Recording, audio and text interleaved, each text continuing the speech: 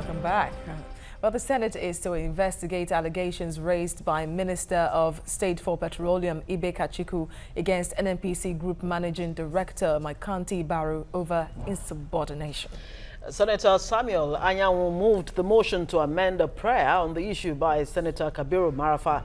Aliyu Wamako heads the nine-man ad hoc committee. No time frame given to the ad hoc committee by the Senate President Bukola Saraki. In a letter leaked to the public, Kachikwu accused Barrow of completely eroding some of the reforms he introduced as head of the oil firm. The minister stated the NNPC announced a massive shake-up affecting 55 staff, and to his surprise, the NNPC board, which he is the chairman, had no input. Energy expert Bala Zaka joins us now to talk more about this shocking revelation that came out on Tuesday to Wednesday. Good morning to you. Thank you for joining us. Good morning. Yes, as a Nigerian first off, how shocked were you when you read the leaked memo? Well, first of all, when I heard about it, I wish it was a rumor, really. But when I confirmed that it was true, to be honest, I felt very, very sad. Because when you talk about an entity, or an organization, the worst thing that can happen in an organization is to have management disharmony. Once you have management disharmony, then that means the implementation and the actualization of the vision and mission of that organization will be what? Will be threatened.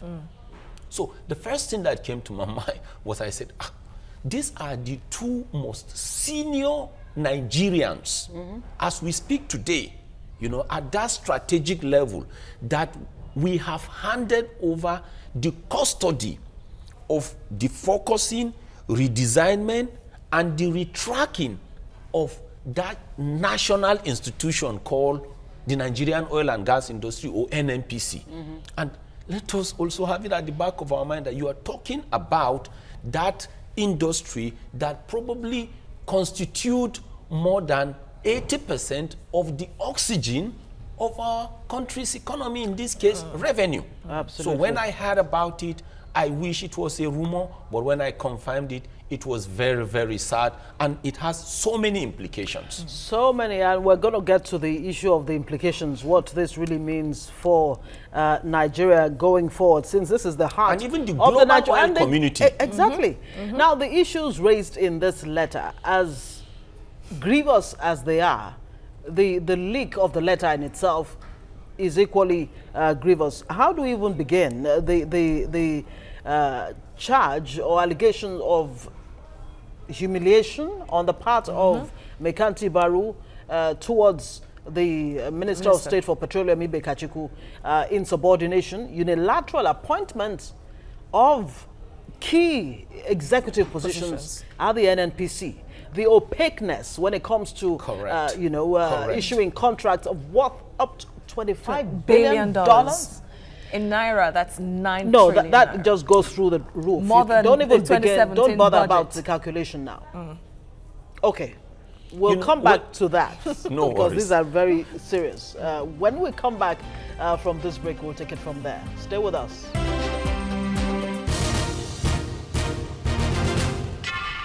All right, you're welcome back. You're watching TVC Breakfast this Thursday morning. We're looking at the Kachikwu versus Kachikwu saga. Bala Zaka is our guest in the studio, and we're discussing this. Of course, we're trying to make sense of the distress which Kachikwu has expressed that this memo to the president actually leaked. But what we want to focus on now, as much as we can, is some of the allegations raised by Kachikwu against Mekanti Baru, the GMD of the NNPC, insubordination, opaque contracts to the amount of some $25 billion, and his inability to actually access Mr. President since he came back from his sick leave, which of course prompted his having to write this memo to the president. Let's look at all of this and what the implications are, like you were trying to point out earlier. You see, we learned that the upper chamber has set up a committee to look at that. So while we await the outcome, you know, of the investigation or the reports of the committee, we can also talk about the wider implications. I can tell you, based on what has leaked out and has been confirmed to be true, that there is a friction between these two great Nigerians that are pretending over the Nigerian oil and gas industry. If NNPC were to be traded on or a member of the Nigerian Stock Exchange or a global stock exchange, what is happening now will have sent the shares of NNPC crashing straight away. Straight away. If it was a trading company. Because yes, if it were to be a trading company, that is how terrible or serious things will have been. And I can tell you, Nigeria is not only a member of OPEC, but Nigeria domiciles so much in terms of crude oil, right? What has happened now has sent a very bad, not only wrong, but a bad signal to the global oil community and OPEC in general, that is Organization of Petroleum Exporting Countries. And we shouldn't forget that before now, the person that superintended over this same, you know, Nigerian oil and gas industry, you know, Desani Alison Madueke, already has a cloudy, you know, posture, you know, about her credibility and integrity. So with what is happening now, I can tell you this, a bad and a wrong signal has permeated across. Does it mean it's business as usual, since you pointed out the issue of Desani Alison Madueke, who is still facing her battles right now after being petroleum minister? Is it business as usual at the NNPC, where you find contracts given to companies who do not pay taxes to the federal government, according to Kachikwu's memo to the president? Well, it simply says that so many things are clumsy about NNPC. People now are likely to believe that there is professional indecency, right? There is possible financial corruption there. There is possible professional corruption, and there is possible moral indecency or corruption. Because let's have it at the back of our minds that we hope to pass the petroleum industry be into law. So when you have the two most respected or senior people pretending over that body, you know, organization, now being revealed that they have a clash, that simply means even the petroleum industry bill is likely to have some confusions. There is every likelihood that people will now feel when the passage has also been delayed or the repackaging of the PIB for effective passage has always been messed up because of the internal wranglings. And you know, when you talk about management, you have operational levels, you have tactical level, and you have strategic. Strategic has to do with the planning and refocusing to achieve the vision and mission. And the people we are talking are the strategic executives. Then we are also expecting that the marginal field bid will soon come in, you know, and people will go. With this confusion also by the two most senior superintendents. Don't investors even stay away? No, it's sending already a wrong signal. And regardless of how the outcome will be of the awards of licenses, people are likely to feel there are misunderstandings, there are factions, and it's possible that the whole thing is also going to be opaque. Remember also, not quite long, the Organization of Petroleum Exporting Countries allowed Nigeria to continue producing that quota that was allocated to her. But we knew that, of course, it wasn't only Nigeria. There was Libya, there was Iran. We attributed all those, you know, to probably disruptions, wars. But in the case of Nigeria now, it was possible that NNPC or the Nigerian oil and gas team made a good presentation, and that was why we were allowed to continue producing. But with what is going on now, it has also sent a wrong signal. All right. And when they meet in November, there is every likelihood that they will not feel Nigeria is going to make a better presentation. Almost every time, Nigerians hear that, in fact, President Muhammadu Buhari is not the one ruling the country, that there is a particular cabal, the Aso Rock. ruling on behalf of the president. And Chief of Staff Abba Kyari is always fingered almost every time when discussions like this crop up. And again, he's part of the NNPC board. The minister, like she said earlier, doesn't have free access to the president. And when you whip all this up, and with the coincidence kind of the motion moved by Senator Samuel Anyanwu on the floor of the Senate, that there was need to carry out a holistic investigation on the trading of NNPC because of the shady way contracts were awarded to Duke Oil. Correct. You wonder why the secret cow, NNPC, had not been investigated or probed years back. You see, it's one thing to be a visionary leader, right, or a visionary chief executive. It is one thing to have supportive and focused lieutenants. And that simply means Mr. President is just one person. Even though we said he is the president, I mean, he is even the substantive minister. You didn't hear me mentioning him. I just talked about these two chief executives because Mr. President is superintending over everything, over health, over education, over oil, even over the activities of area boys.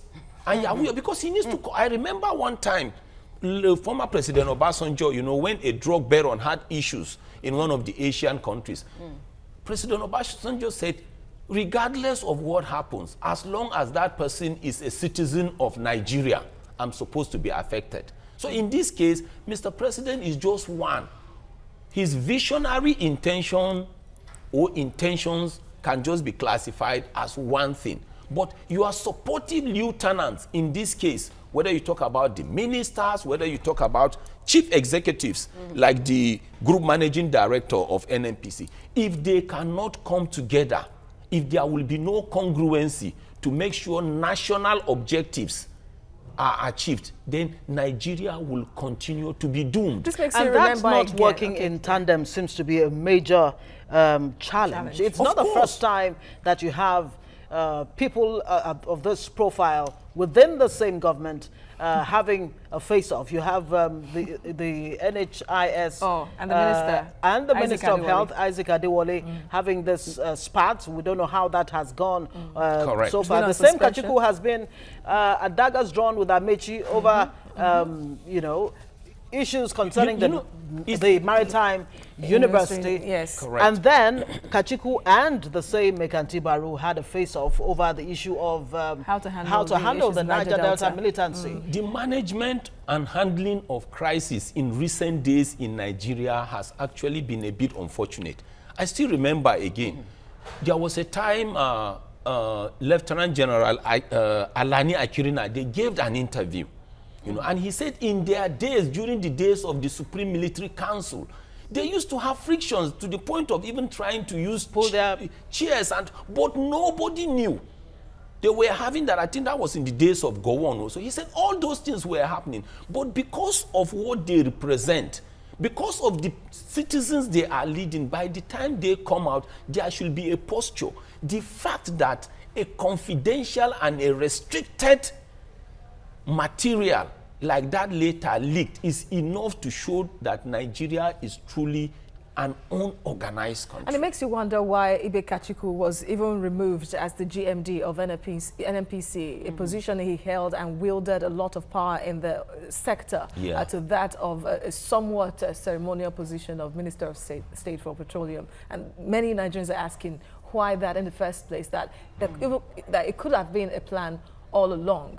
You know, to bring someone in and then, you know. Why people say Nigeria is honestly an opaque country in terms of its activities is because we see interplay of so many things that at the end of the day throw up things that are not showing national interest. And as long as that continues, honestly, people will not respect Nigeria. And that is why at some point, you know, there was a time Nigeria was described as a great country of great people, but a bad example. When people say you are great, you are intelligent, you are sound, but you are a bad model. I know what they say, that anything after but is the actual reality. And that is not good for Nigeria. All right, we'll get even deeper into all of these discussions with our guest, Bala Zaka. energy expert on the issue of Ibe Kachikwu and Mekanti Baru of the NNPC, the GMD of NNPC, and the Minister of State for Petroleum, and that letter that leaked. Back into our discussion over the Kachikwu Mekanti Baru face-off. Our guest is Bala Zaka. Now, in his memo, Kachikwu actually raised a number of issues. Of course, he talked about the fear culture that is now entrenched in the NNPC. People are afraid to, to talk because of the backlash that may come about as a result of that. Now, he has called for a suspension of the 55 appointments that Mekanti Baru made without his knowledge or input, and of course to restore the position and to restore the dignity and integrity of the whole of the NNPC. Are these allegations and claims, are they enough for somebody to be losing their job right now as we speak? Honestly, what is happening is a bit complicated because those allegations are heavy. And they are not only heavy, they are not positive allegations. Though there is nothing like a positive allegation. Absolutely. If we may put it that way.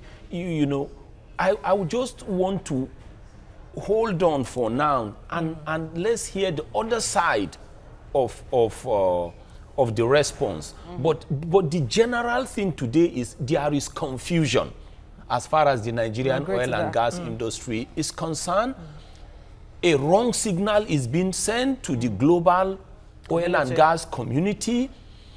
Definitely, Nigeria is not playing the role it is supposed to play as the country that has the biggest crude oil reserve within the continent of Africa. Then it's also very clear that so many things we thought were going to be El Dorado for us are not likely to be so due to this suspicion. Like we said, the petroleum industry bill delays, the marginal fields analysis. We can now see why at a point you will hear that, okay, it is direct sale, direct purchase. The next day you will hear it is crude oil swap. Before you hear, you are planning pipelines from one place to the other. Before you know what's happening, the whole thing is disrupted. Remember, we have always said at a point, Nigeria and Nigerians had what it takes to supply gas, the Trans-Saharan gas pipeline. If we had been having a harmonious management, by today we are supposed to be supplying natural gas to Europe through the Mediterranean Sea. If not to the rest of the world. Wow. And it makes you wonder whether this is a battle for supremacy or a battle for the soul of Nigeria. And many analysts, of course, have said that it is going to be a litmus test to the anti-corruption drive of the present administration. Definitely, we are not seeing national interest at play here. All right, Bala Zaka, we'll have to say thank you very much for your time and your input. Energy expert, our guest this morning on the show. Of course, this discussion will continue for a long time. It's a developing story. It is a developing one.